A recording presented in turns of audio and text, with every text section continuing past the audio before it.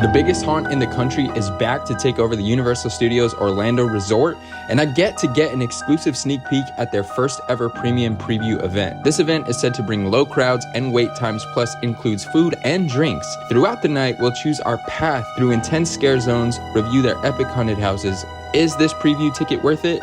Let's go find out. All right, guys, so I'm sure you can already hear the chainsaws, but we got checked into the event.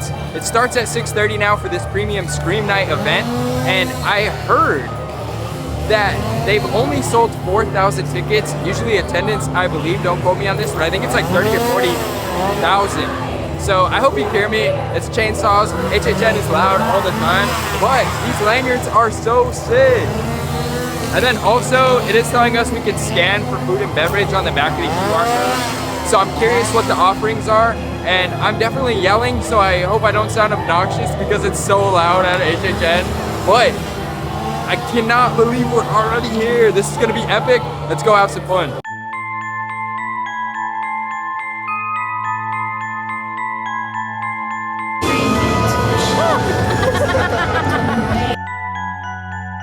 Made it into the Duality of Fear, and this scare zone is epic.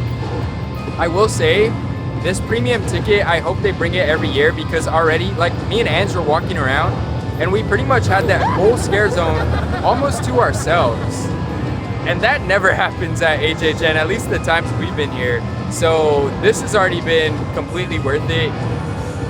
I don't know, I hope it's like this all night. Let's see how long the houses are though. So we made it out of the museum, Deadly Exhibits house, and this house is pretty much based on an evil spirit that has possessed all the exhibits in a museum, and it felt just like that. That was a great house. I had a blast. Like, I wish I could film it for you guys, but I can't here. And I will say, this event has already completely knocked my socks off, because it felt like this is like blowing my mind. I cannot believe we're at Orlando HHN, because it feels like we have the entire park to ourselves. We walked in that house and there's no one behind us, no one in front of us, no conga lines. We literally walked right in. There was 0-minute wait to get in. So as it stands right now, I really hope this event comes back next year, because we will buy a ticket again next year. This is like, I don't know. You're gonna hear me say how this is blowing my mind probably throughout this entire vlog, but it's blowing my mind. So we're walking into Slaughter Cinema 2, and one of the team members tells us, enjoy the movie. Guys, look at this. There's no one in queue right now. And this is, for HHN, I'm calling it Switchback Hell. This is not Switchback Hell. So literally, we waited for Slaughter Cinema 2 for maybe 5 minutes. That was the first wait, so we already got another house knocked out. That house, it's an original, and it was great. That was a fun house. They had so much different themed rooms to different movies. They had like a Christmas one. They had like a traditional slasher one. They had a freaking mummy stripper one, bro. Angela was not letting me throw any ones at the mummy stripper. But that house was a blast. I had so much fun. On a rating scale, I'd probably give that house like a solid 4.6 out of 5. Slaughter Cinema 2 was so good. I had a blast in there. And literally, no conga line. I was walking so slow and there was no one in front of us, no one behind us. Again, I don't even know if I should say, but this event was underpriced and people were complaining about the price. Don't come at me for saying that. So I'm gonna be back tomorrow for opening night, and I guarantee you this whole queue is gonna be so packed with people. So like, this is definitely, I would call it a once in a lifetime moment right now. Goblins Feast. I think I said Slaughter Cinema 2 was my favorite at the time, but Goblins Feast is probably my #1 house right now. That house was so good. So essentially, you find yourself in their hideaway and they're prepping a feast. The facades and the whole environment that you were immersed in was so epic. All the scares were so good, and the props, there was like giant hands coming out of caves. It was so good. All the scares were really good too. That house gets a home run from me for sure. All right, how long did we wait for that one? Maybe 5 minutes. That one was Eternal Bloodlines. Yeah. What do you think? It was cool. I mean, walking in, there was like some fake snow going on, so it puts you like in the scene. I couldn't really follow the story, but I mean, that's just because of probably my ADHD. There's people scaring you. There's a lot going on. But that was fun. There was a lot of jump scares. A lot of like the masks that they have are really creepy. So yeah, I was a fan of it. Our first stop for a drink, we came to Want to Haunt. We decided to get the Ghoul Juice. This has dark rum, cherry brandy, simple syrup, mango nectar, lime juice, pimento bitters, but this thing looked good. We of course had to get it in the signature Blinky cup for this year. So let's see how this tastes. So this thing is delicious. It's like juice. I don't know, obviously there's alcohol in it, but you don't taste it, so that could be dangerous. Let's maybe see how we are acting after 3 of these. I would probably give this maybe like a 4 out of 5. I'd say it's good, not crazy intense on the alcohol scale. So yeah, 4 out of 5, real good. From the Goblins Feast booth, I'm gonna try the Goblin Pie. It's a baked mini apple pie with cinnamon sugar and bloody raspberry jam. This is a vegan option also, if you are vegan, but I wanted something sweet, so let's see how this tastes. Okay, so that little pie was freaking good. It came out super fresh. It reminds me of a better version of the apple pie you get from McDonald's, which is, everyone, I don't know, I like them, but this was better. It came out super fresh. It had like the cinnamon on the top. It was so good. I'd probably give that like a solid 4.6 out of 5. I'd give it a real good. I would recommend getting it. So we decided to come hang out in Diagon Alley, and there's Death Eaters everywhere. There's like fog going on. They're trying to Avada Kedavra people. We gotta be careful out here.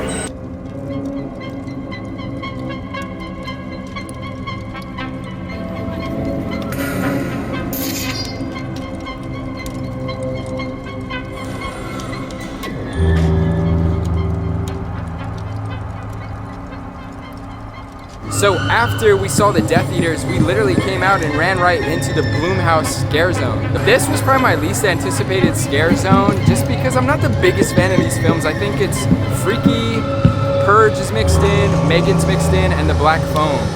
Now I will say, Megan is absolutely killing it. She looks so freaking good. She like resets and moves like a robot. Like she's literally death stares you and she doesn't look real at all.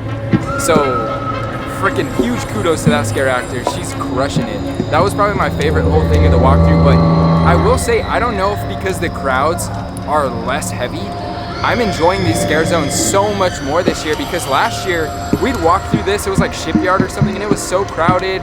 You weren't really getting any of the scares because all the people were mixed in. So being so intimate on a night like this is a freaking home run, and the scare zones are so much funner because you can actually get to see a lot of the characters and sit in these scare zones and enjoy the experience. I'm having a blast. Like, I don't know. This event is so good. We ran into JoJo. First thoughts on Major Sweets? It was sweet. No, I'm joking. It wasn't too spooky, but I loved the build. It felt very immersive. I really felt like I was going to a factory. The story was point A, point B. It makes sense. Ground was shaking. There was interactive buttons you could click.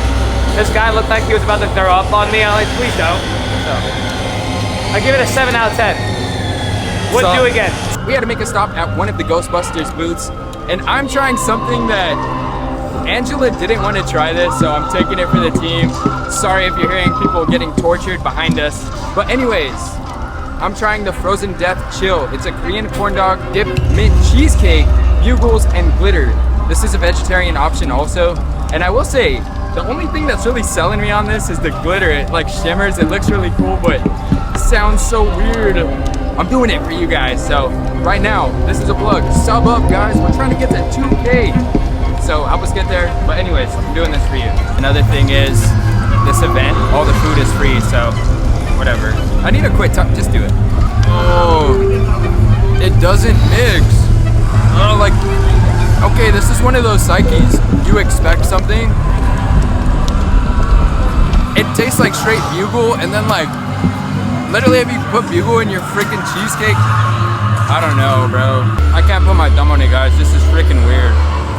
It's not bad, but it's not good. It came out super fresh. That's a pro. I'm gonna go 2.7. That's all right. It's not trash, because it's not that bad. It's just weird. It's weird. Again? No. I wouldn't. I would rather get the s'more, and I'm gonna try that right now. So this little Stay-Puft guy, you have to get it. It's just like the cutest thing ever. If you've seen the movie too, the guys are running around, they're freaking crazy. But anyway, if you like s'mores, you will like this. But the only thing for me, if I'm gonna really critique it, the marshmallow is way too thick. It needs like another graham cracker, because it's like nothing but marshmallow. And the chocolate's good though. The chocolate's really strong and it came through, but the little Stay-Puft guy, he's a little chubby guy, so the marshmallow is pretty thick. Marshmallow overkill. I'm gonna go with the cuteness rating. I'm gonna go 4 out of 5.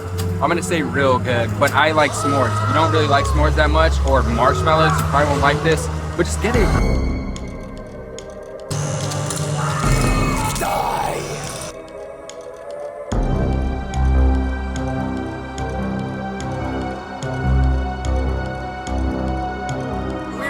Peter and Kitra from Ordinary Adventures. What do you guys think so far? Oh my god, this event is amazing. Yeah, we've been in so many houses so far, and Goblins and Major Sweets, I think, are our favorite. Our 2 favorites so far. Goblins was like a home run. That was so good. Major Sweets was a good one too. Yeah, this event is awesome. If they do it next year, we're definitely coming back. Absolutely. Totally. All right, guys, so we just made it out of the Torture Fair scare zone. I almost fell down. But that scare zone, just like the BlumHouse one, that one was so amazing. They have so much scare actors out right now. There's not a lot of people in the scare zone, so we're getting a ton of the scares. And one cool thing, one of the twin sisters that's one of the icons for HHN this year, Sinister, she showed up, and it was cool. She kind of put on a show, and being that she's the main icon of the show, and she came to the Torture Fair, I think she's roaming around some of the original scare zones too, but I absolutely loved that. Her outfit looks amazing. My mind is blown. I think everyone that's attending this event tonight is like in total disbelief of everything that we're getting. And everything, all the food and drinks are free, not including alcohol. So we just got out of the Insidious house. Literally, we walked straight in. I was so sad that we couldn't film like the facade for you because it's this huge red door. Really creepy, but that house was amazing. There were so many jump scares. I was terrified the whole time. They played that awful tiptoe through the something song. Awful. It was great. I would probably give that a 5 out of 5 when it comes to the houses. It's probably my favorite so far. Because we just finished that house, we felt it was fitting to go to the Insidious food booth, and we're gonna try, it's called the Red Door. This is a potato and onion filled hand pie. Apparently it's vegan, so let's see how this is. So this thing is okay. There's definitely more of the filling in there. I feel like there's peas and carrots definitely that I can taste. For me it's pretty bland, but maybe I'm overthinking it because it said vegan on there too. But it's okay. I would probably maybe give it like a 3 out of 5. I'd say that's alright. So up next, I'm gonna try the Veil of Shadows. It's a black cherry white claw, blackberry syrup, pineapple juice, sour mix, and a black licorice candy. Now, there's no black licorice candy. What the? But you know what? I can't complain. This drink tastes weird. Like I can't even put my finger on it. I even had Ange taste it. She was like, yeah, this is weird. It's like super artificial cherry, but it's like bitter. I don't know how to explain it. No, it doesn't taste like a White Claw. It's like they just dumped a bunch of cherry artificialness in there. It's so refreshing because it is still humid, good old Florida. But like, I don't know. I'm gonna drink it. It is refreshing and it's cooling me off. But it's not very good. I would probably go like 2.7. I would still say that's all right. If it was trash is literally like we're not finishing it. This is gonna get a 2.7 out of 5. That's all right. I would not recommend getting this. Try another drink. This was no bueno. So the time is now pretty much 2 a.m. and I'm tired. We went through Goblins Feast and Insidious, straight walked in. The only things we missed was we missed the Nightmare Fuel, Nightmare Circus. I forget the exact name of it. But I came into this event, I'm not gonna lie, I was kind of bummed about coming to HHN Orlando. Mostly because we didn't get media and I tried and I sent like literally 10 emails to them since January, begging. But I mean, I understand it, our channel's pretty small, so guys, please, if you're still here, please sub up, run the subs up. Let's at least hit 2,000, guys, come on, we can do it. But overall, this event was a freaking home run. If they do this again, best believe I will be buying another premium night ticket because this is better than Express. This is probably better than an RIP, and it's less than an RIP. Express is almost the same amount. I hope, Universal, if you watch this video, you find this video, please bring this back. This was amazing. I had a freaking amazing experience. I wish I could have filmed these houses for you guys. The houses were amazing. I'm gonna go right now ranking. Insidious is probably gonna be number 1, Goblins Feast 2, Ghostbusters 3, and then it kind of just trickles down from there. If you guys want to see what last year's looked like, I'll put the video up here. And we are going to be going to HHN Hollywood next week, so make sure to sub, hit your notifications, and until next time, what can I say except you're welcome? See you on the next one.